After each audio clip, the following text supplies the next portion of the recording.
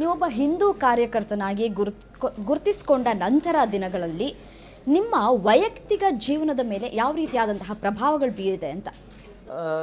ನೋಡಿ, ಸಮಾಜ ನಮ್ಮನ್ನು ದಿನೇ ದಿನೇ ಹೆಚ್ಚಿನ ರೀತಿಯಲ್ಲಿ ಭರವಸೆ ಇಟ್ಟು ಮಾಡ್ಕೊಂಡು ಬಂದಿದೆ, ನೋಡ್ಕೊಂಡು ಬಂದಿದೆ, ನಮ್ಮನ್ನು ಸಲಹುತ್ತಾ ಬಂದಿದೆ. ನನ್ನನ್ನು ರಕ್ಷಣೆ ಮಾಡ್ತಾ ಸಮಾಜ ನನ್ನ ಜೊತೆಗೆ ನಿಂತಿದೆ. ನನ್ನಲ್ಲಿ ಬದಲಾವಣೆ ಅಂತ ಅಂದರೆ, ನಾನು ಮೊದಲು ಮದುವೆ ಮಾಡಿಕೊಂಡು ನೆಮ್ಮದಿಯಾಗಿ ಆರಾಮಾಗಿರಬೇಕು ಅಂತ ಅಂದ್ಕೊಂಡಿದ್ದೋನು.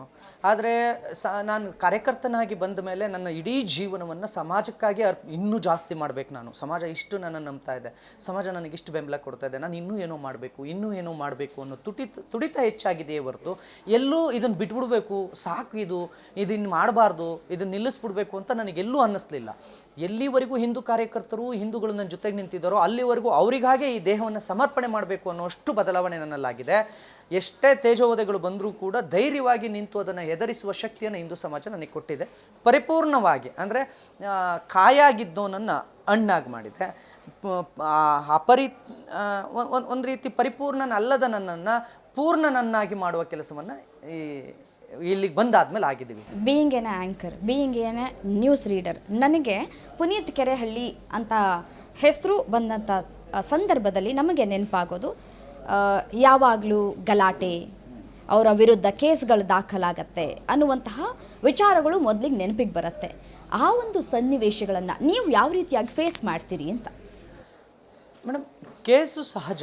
ಈಗ ನಾವು ಯಾವುದೋ ಒಂದು ವ್ಯವಸ್ಥೆ ವಿರುದ್ಧ, ನಾನು ಮೊದಲೇ ಹೇಳದಂತೆ ನಾನು ವ್ಯವಸ್ಥೆ ವಿರುದ್ಧ ಹೋರಾಟ ಮಾಡ್ತಾ ಇದ್ದೀನಿ. ವ್ಯವಸ್ಥೆ ನನಗೆ ಪೂರಕವಾಗಿರೋದೇ ಇಲ್ಲ, ಅದನ್ನು ದಮನ ಮಾಡುವಂಥದ್ದೇ ಮಾಡುತ್ತೆ. ನಾನು ಈಗ ಯಾವುದೋ ಒಂದು ಹೋರಾಟ ಮಾಡೋಕ್ಕೆ ಹೋಗ್ತೀನಿ, ಅಲ್ಲಿ ನನ್ನ ಮೇಲೆ ಒಂದು ಸುಳ್ಳು ಆರೋಪವನ್ನು ಮಾಡ್ತಾರೆ, ನನ್ನ ಎತ್ಕೊಂಡು ಹೋಗ್ತಾರೆ. ಯಾಕೆಂದರೆ ನನ್ನ ಅಲ್ಲಿಂದ ಜಾಗ ಖಾಲಿ ಮಾಡಿಸಿದ್ರೆ ಪೊಲೀಸರು ನೆಮ್ಮದಿಯಾಗಿರೋಕ್ಕಾಗೋದು.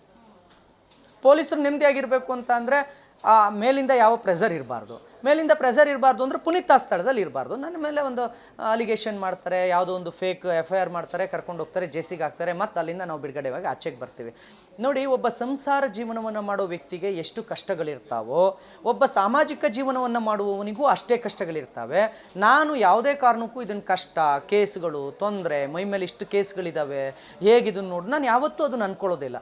ಸಂಸಾರ ಜೀವನದಲ್ಲಿ ಇದ್ದಿದ್ರೆ ಹೆಂಡತಿ, ಮಕ್ಕಳು, ಸಂಸಾರ, ಅವ್ರಿಗೆ ಶಾಲೆ, ಫೀಸು, ಕುಟುಂಬ, ಮನೆ ಬಾಡಿಗೆ, ಹಾಲಿನ ದುಡ್ಡು ಅಂತ ನೋಡಬೇಕಾಗಿತ್ತು. ಈಗ ಅದನ್ನು ಮಾಡ್ತಿಲ್ಲ. ಕೇಸು, ಜೈಲು, ಕೋರ್ಟು ಅಂತ ಓಡಾಡ್ತಿದ್ದೀನಿ. ನನಗೆ ಎರಡರಲ್ಲೂ ಯಾವ ಡಿಫ್ರೆನ್ಸ್ ಇಲ್ಲ. ಬಟ್ ನನಗೊಂದು ಬಹಳ ಹೆಮ್ಮೆ ಇದೆ, ನಾನು ಸಮಾಜಕ್ಕಾಗಿ ಬದುಕ್ತಿದ್ದೀನಿ. ನನಗೆ ನನ್ನ ಯಾರೋ 4 ಜನರು ನನ್ನನ್ನು ಪ್ರೀತಿಸ್ತಿದ್ದಾರೆ, ಆ 4 ಜನರಿಗೋಸ್ಕರ ನಾನು ಬದುಕ್ತಿದ್ದೀನಿ ಅಂತ. ಕೇಸು, ಕೋರ್ಟು, ನ್ಯಾಯಾಲಯ ಅಥವಾ ಮತ್ತೇನೋ ನನ್ನನ್ನು ಏನೂ ಮಾಡೋದಕ್ಕೆ ಸಾಧ್ಯ ಇಲ್ಲ. ನಾನಾಗಿ ಬದುಕ್ತೀನಿ.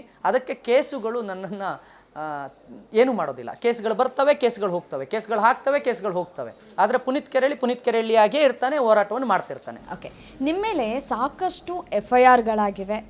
ಇವತ್ತಿಗೂ ಕೂಡ ನೀವು ಅದನ್ನು ಫೇಸ್ ಮಾಡ್ಕೊಳ್ತಾ ಬಂದಿದ್ದೀರಿ. ಹೆಣ್ಣು ಮಕ್ಕಳ ವಿಚಾರಕ್ಕೆ ಸಂಬಂಧಪಟ್ಟಂತೆ ನಿಮ್ಮ ವಿರುದ್ಧ ಸಾಕಷ್ಟು ಗಂಭೀರವಾದಂತಹ ಆರೋಪಗಳು ಕೇಳಿ ಬರ್ತಾ ಇದೆ. ಈ ವೇದಿಕೆಯಲ್ಲಿ ಏನು ಸ್ಪಷ್ಟನೆ ಕೊಡ್ತೀರಿ ಈ ಒಂದು ವಿಚಾರಕ್ಕೆ ಸಂಬಂಧಪಟ್ಟಂತೆ? ಮೇಡಮ್, ನಾನು ದಾಖಲೆಗಳು ನಾನು ಸಾಮಾಜಿಕ ವ್ಯಕ್ತಿ. ನಾನೊಬ್ಬ ಸಾಮಾಜಿಕ ವ್ಯಕ್ತಿ ಅಂದ ತಕ್ಷಣ ಇವನ್ ಪ್ರತಿಯೊಬ್ಬನಿಗೂ ನನ್ನನ್ನು ಪ್ರಶ್ನಿಸುವ ಹಕ್ಕಿದೆ ಅಂತ. ಯಾಕೆ ಅಂತ ಅಂದರೆ ಅವ್ನು ಬೆಂಬಲ ಕೊಡದೇ ಇರಲಿ, ಸಾಮಾಜಿಕ ವ್ಯಕ್ತಿ ಆಗಿರೋದ್ರಿಂದ. ಯಾಕೆಂದರೆ ಮನೆಯಲ್ಲಿ ಬೆಳೆದ ಮರದ ನೆರಳಿನಲ್ಲಿ ಮಾಲೀಕ ಮಾತ್ರ ನಿಲ್ಲಬಹುದು, ಆದರೆ ರಸ್ತೆಯಲ್ಲಿ ಬೆಳೆದ ಮರದ ನೆರಳಿನಲ್ಲಿ ಯಾರು ಬೇಕಾದರೂ ನಿಲ್ಬೋದು. ನಾನು ಒಬ್ಬ ರಸ್ತೆಯಲ್ಲಿರುವ ಮರದಂತೆ.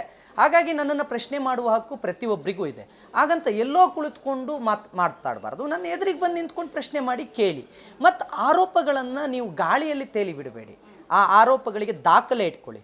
ನನ್ನ ಮೇಲೆ ಏನಾದರೂ ಆ ರೀತಿ ಅಲಿಗೇಷನ್ ಇದೆ ಅನ್ನೋದಾದರೆ, ನಾನು ಆ ರೀತಿ ಮಾಡಿದ್ದೀನಿ ಅನ್ನೋದಾದರೆ, ವಿತ್ ದಾಖಲೆ ಪ್ರಕಾರ ನಾನು ಎನಿ ಟೈಮ್ ನಾನು ಚರ್ಚೆಗೆ ಸಿದ್ಧ. ನನ್ನ ಮೇಲೆ ಆ ರೀತಿಯ ಯಾವ ಆರೋಪವೂ ಇಲ್ಲ.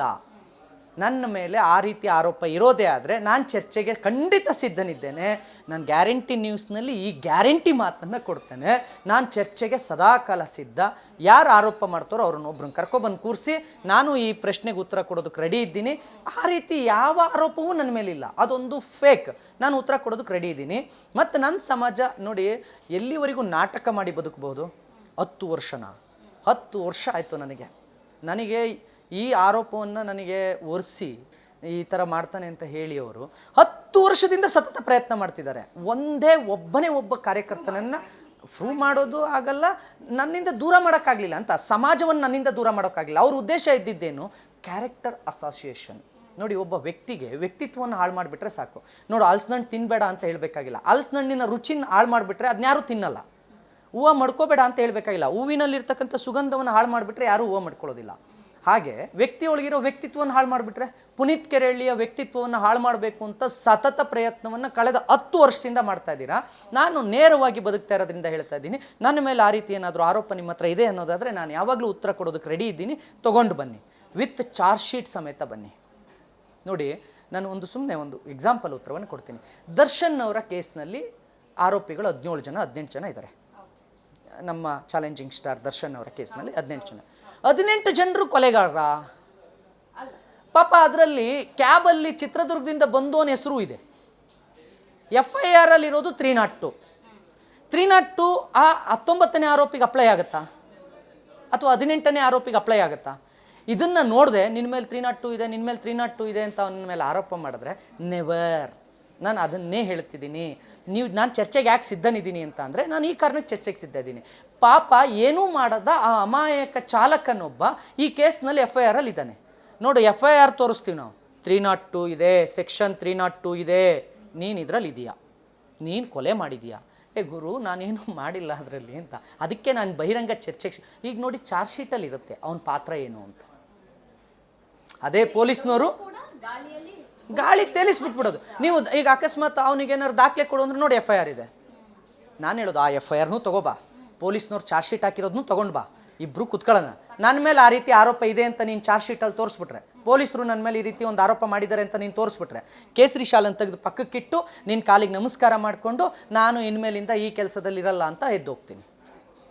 ಇದು ಗ್ಯಾರಂಟಿ ನ್ಯೂಸ್ನಲ್ಲಿ ಗ್ಯಾರಂಟಿಯಾಗಿ ನಾನು ಕೊಡ್ತಾ ಇರೋವಂಥ ಮಾತು.